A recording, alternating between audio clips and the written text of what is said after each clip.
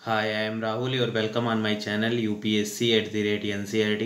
जैसा कि मैं vision test for the PT UPSC 2023 के लिए डिस्कस कर रहा हूँ, जिसमें मैं टेस्ट 10 डिस्कस कर रहा हूँ।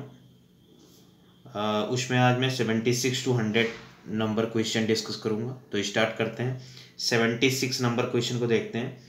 The rules for the allocation of the business of the government of India are made by. तो जो बिजनेस होता है वो प्रेसिडेंट के द्वारा बेसिकली उसको मेड किया जाता है।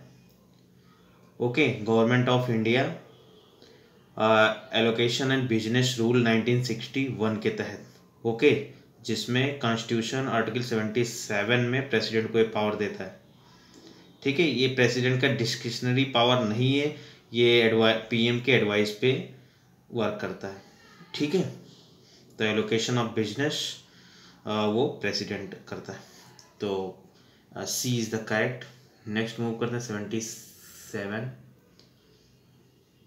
Consider following statements regarding the deputy chairman of the Rajya Sabha. पहला है he is nominated by the chairman of the Rajya Sabha. No, वो नॉमिनेटेड नहीं होता, वो भी इलेक्टेड होता है। ठीक है, तो पहला गलत। दूसरा, C he perform the duties of the chairman of the Rajya Sabha when the vice president act as a president. Yes, ठीक है, वो चेयरमैन की तरह काम करता है जब वाइस प्रेसिडेंट जो प्रेसिडेंट की तरह काम करने लगता था। ठीक है, तो 2 इज राइट। एंड 3 देखते हैं। He is responsible to the chairman of Rajya Sabha. वो चेयरमैन के प्रति नहीं, वो डायरेक्ट राज्यसभा के प्रति रिस्पॉन्सिबल होता है। Okay, then third also wrong. तो ओनली 2 इज राइट, यानी कि A ऑप्शन सही है। ओके, देन नेक्स्ट मूव करते हैं 78। How is the radio frequency identification RFID tag different from the quick response मतलब QR कोड। ओके, तो पहला है QR code requires the scanner to have a direct line of the sight, whereas the RFID tag can be scanned without a direct line of sight. Yes, ठीक है, तो इसमें difference है। दूसरा है QR code allow to read and write data and from the code, whereas RFID tag in the static and cannot be changed। नहीं भाई, RFID tag जो है वो स्टैटिक है बट चेंज किया जा सकता है। ठीक है, तो दूसरा गलत है। Only 1 is right, then A option is correct. Then next move करते हैं 79। 79 क्या कहता है? With reference to the parliamentary committee of privilege in India consider following statement. पहला है both Lok Sabha and Rajya Sabha have separate committee each on the parliament privileges. Yes. दूसरा है members of the committee include both elected and nominated members. No, इसमें केवल nominated member होते हैं। 10 member होते हैं लोकसभा से एंड 15 लोकसभा से एंड 10 राज्यसभा से। Okay, then second option wrong है। थर्ड देखते हैं। The functions of the parliamentary committee of privilege are semi judicial in nature. Yes, वो सेमी जुडिशियल इन नेचर है। तो 1 and 3 is right, then C option is correct. देख लो, C option is correct. Then next move करते हैं 80 number question की तरफ। एक पैसेज जो पूछा है कौन सा एरिया है, तो पढ़ते हैं। It is created for the administration of A town, okay, which does not yet fulfill all the conditions necessary for the constitution of a municipality, though it functions within the framework of the State Municipal Act. Only certain provisions of the act apply to it, but unlike the municipality, it is an entirely nominated body। ये ध्यान रखना है, nominated member है, and that is all its member including the chairman are nominated by the state government। तो basically ये होते हैं local body में नोटिफाइड एरिया कमेटी। ओके, तो ये ध्यान में रखना है। डी ऑप्शन करेक्ट है, notified area committee. Next move करते हैं 81 पे। Consider following statement with reference to lavender. पहला है it is a native to Europe, yes. दूसरा है in India its cultivation in is restricted to north eastern Himalaya, no. ये जम्मू कश्मीर में 20 डिस्ट्रिक्ट ऑफ जम्मू कश्मीर में होता है, ठीक है, तो दूसरा गलत है। थर्ड है lavender oil has antiviral and antibacterial properties that help heal scraps and bites, yes. Okay, heal scrap and bites के लिए काम करता है, एंटीबैक्टीरियल एंड एंटीवायरल है, तो C is correct. 1 and 3 is right. Then next move करते हैं 82 पे की तरफ। 82 क्या है? Which of the following initiative form part of the inter operable criminal justice system ICJS project क्या है? तो बेसिकली ये crime and the criminal tracking and network system को देखता है। दूसरा E prison and E forensics भी देखता है। तो ये तीनों सही हैं, 1, 2 and 3 याद रखना। Inter operable criminal justice system ICJS project, okay, D is correct. Then next move करते हैं 83। With reference to the military power of the president of India consider following statements.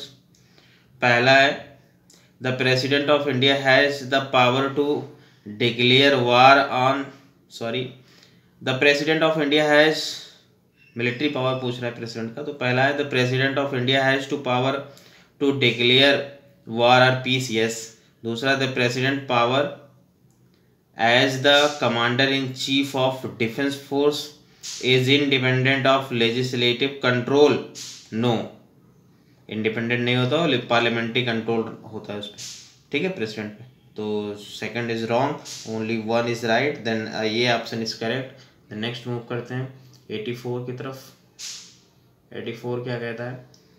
Who among the following enjoy legislative powers in relations to the administration of union territory, okay, union territory के संबंधित पूछ रहा है legislative power को।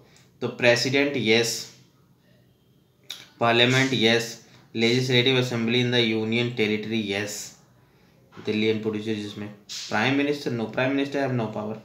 Then 1, 2 and 3 right, A option is correct. Then next move करते हैं 85। 85 क्या है? The constitution provide for the evolution और creation of legislative council in states in the context consider following statement. तो ये लेजिस्लेटिव काउंसिल के बारे में पूछ रहा है। पहला है the legislative assembly of the concern state must pass a resolution to that effect by, ये special majority, yes. State level पे स्पेशल मेजॉरिटी से पास होना चाहिए। दूसरा है the parliament can pass an act to that effect by, ये simple majority, yes. Parliament simple majority से pass करेगा उसको प्रपोजल को, ठीक है। तो दोनों सही है, 1 and 2 both are correct, C option correct है। तो नेक्स्ट मूव करते हैं 86। Which one of the following statement is correct about the speaker pro tem. तो इसमें सी ऑप्शन सही है, the president himself administer an oath to him, okay. जब ये ओथ ले लेते हैं फिर जो नए इलेक्टेड मेंबर होते हैं वो ओथ लेते हैं सारे लोग, ओके। उसके बाद वो अपने से एक स्पीकर चुनते हैं एंड डिप्टी स्पीकर चुनते हैं। तो यही प्रोसेस होता है पार्लियामेंट का। तो C is correct. Next move करते हैं 87 की तरफ। 87 क्या कह रहा है? Consider the following statements regarding Kathak dance. तो कथक डांस के बारे में देखते हैं। पहला है the repertoire of the Kathak dance include the works of Mirabai and Surdas, yes. दूसरा है the tradition of the Kathak dance is unaffected by the outside elements such as Persian dance form, no भाई ये तो affected है, only 1 dance form है जो affected है, Persian dance and other से। ठीक है, तो 2 गलत है।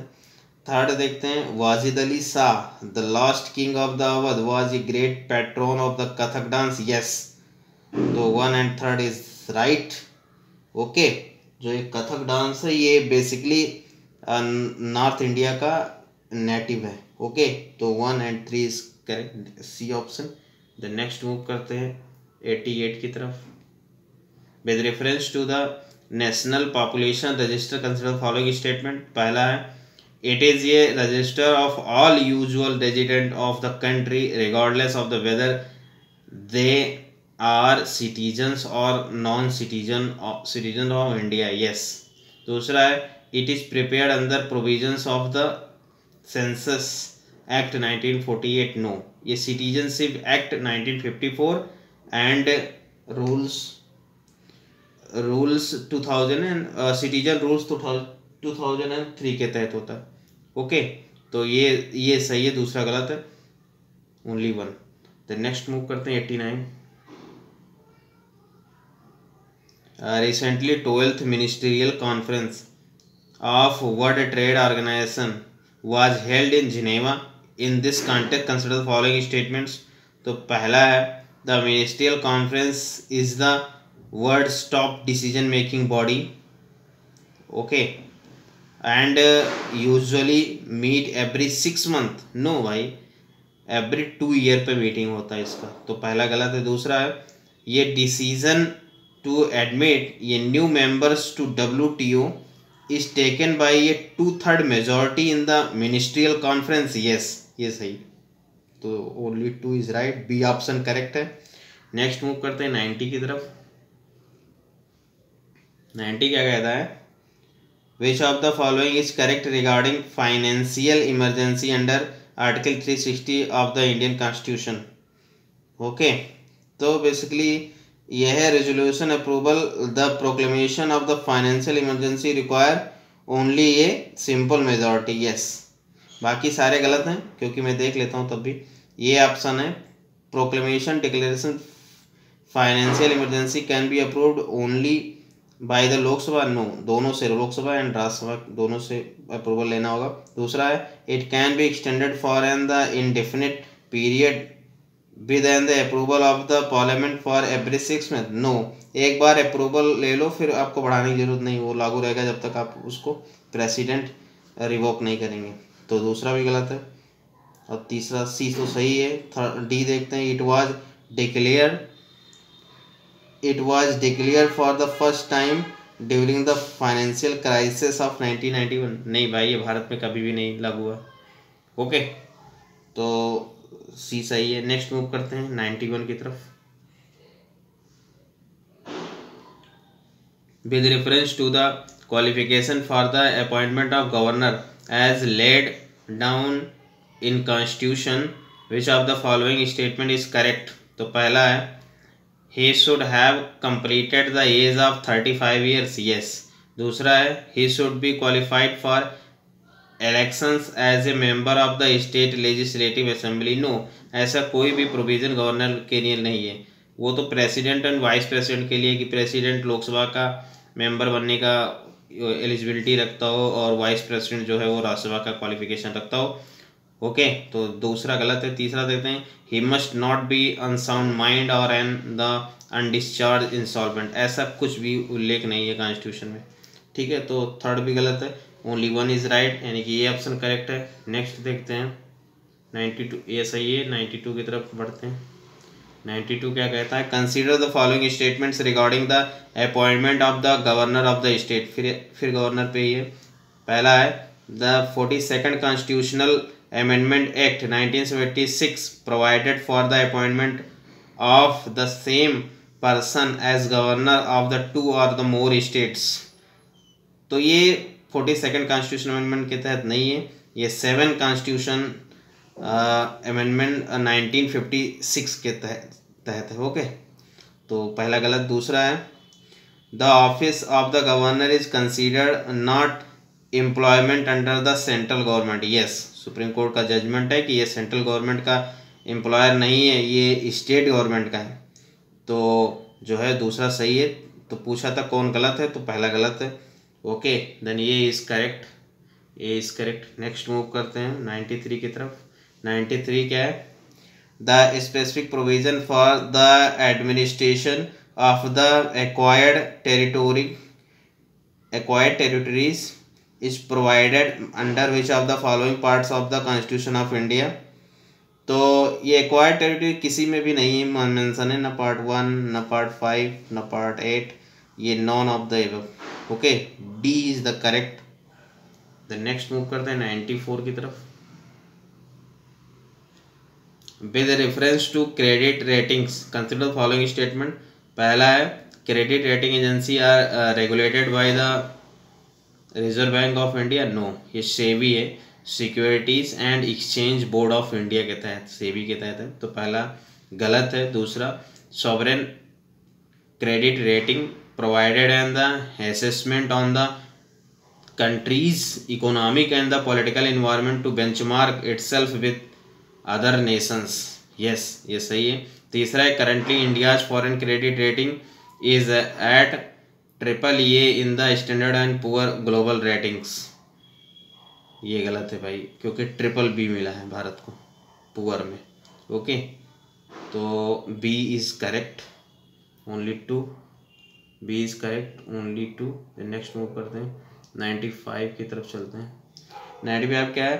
The committee was constituted in Rajya Sabha before it's constitution in Lok Sabha. It enforce the code of conduct of members of parliament. It examines the cases of misconduct and recommends appropriate discipline and decorum in parliament. Which of the following parliamentary committee is being described in the passage given above? तो basically ethic committee है, ethics committee 1997। D is the correct, D is the correct, ethics committee 1997। Next move करते हैं 96 को देखते हैं। Which of the following are likely effect of the proclamation of the national emergency on the center-state relation? तो कौन कौन सा जो इफेक्ट करता है? तो पहला है द लेजिस्लेटिव पावर ऑफ ये state legislature became the subject to the override power of the parliament. Yes, parliament के पास। दूसरा है the state government is automatically suspended and the executive power of the center extend to the state, center extend to the state। तो भाई जो executive power है उसको हटाने की क्या जरूरत है नेशनल इमरजेंसी में? ठीक है, पावर चला जाता है, कंप्लीट कंट्रोल सेंटर का होता है, बट एग्जीक्यूटिव पावर को वो नहीं लिया जाता है, मतलब कि गवर्नमेंट रहती है। ओके, काउंसिल ऑफ मिनिस्टर, तो दूसरा गलत है। तीसरा, the president can issue ordinances on the state subject mentioned in the 7th schedule of the Indian Constitution। yes, सही है। तो तीनों 1 and 3 is right, C option is correct। Next move करते हैं 97, सी सही है। फिर 97 में चलते हैं। Consider the following statements regarding the parliamentary committee in India. तो पहला है दे आर अपॉइंटेड और elected by the House or nominated by the Speaker of the Lok Sabha or Chairman of the Rajya Sabha। Okay, Parliamentary Committee in India के बारे में पूछ रहा है। They are appointed or elected by the House or nominated by the Speaker of the Lok Sabha or Chairman of the Rajya Sabha। Yes, सही है। दूसरा, they present their reports to the President of India। No भाई, वो parliament में रखते हैं, speaker है और चेयरमैन के पास, तो दूसरा गलत है। तीसरा, consultative committee are a type of parliamentary committee. No, ये कैबिनेट कमेटी होती है जो कि मतलब मिनिस्ट्री ऑफ पार्लियामेंट अफेयर्स की कमेटी होती है। ओके, तो अपॉइंट करती है। तो थर्ड भी गलत है, तो ओनली 1 सही है, बी ऑप्शन। नेक्स्ट मूव करते हैं 98। इन the context of the cultural history of India, Karakattam is a folk dance of which of the one of the following state? तो बेसिकली ये काराकट्टम तमिलनाडु का है, तो ये फैक्ट याद रखना है, न्यूज़ में था। फिर नेक्स्ट मूव करते हैं 99 की तरफ। The union government has provided for a specific tax regime with respect to virtual digital asset in 2000 in budget 2022-23 in this context consider the following statement। तो पहला है ये non fungible token comes under the definition of ये virtual digital asset in India. Yes, okay, तो उसमें आ गया। दूसरा है any income from the transfer of any virtual digital asset is exempt from the taxation in India. नहीं भाई, exempt नहीं है, 30% टैक्स लगेगा बजट 2022-23 के तहत, ठीक है। और थर्ड है losses incurred during the transaction of virtual assets can be set off against any other income. No भाई, दूसरे के इनकम पर नहीं सेट होगा, तो तीसरा भी गलत है, तो only one is right, A option correct है। देन लास्ट देखते हैं 100 नंबर क्वेश्चन। तो इसमें देख लो, दिखाना भूल गया था, तो फिर ये ओनली वन सही है। नेक्स्ट है 100 में क्या है, 100 है in which of the following conditions the cut motion can not be considered valid। Okay, तो पहला है it should not raise a question of the privilege। Yes, ये सही है। दूसरा it should not relate to expenditure charge on the consolidated fund of India। Yes, ये भी सही है। तीसरा it should relate to one demand only। Yes, only one demand only, तो ये तीनों सही हैं। और जो फोर्थ है it can make suggestion for the amendment और रिपील ऑफ एग्जिस्टिंग लॉ। ये गलत है भाई।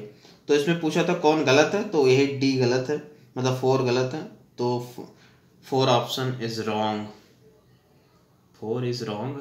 ओके, इस तरह से टेस्ट नंबर जो 10 है वो समाप्त होता है। 11 में मिलेंगे, वो भी पॉलिटी पे है। Okay, thank you very much.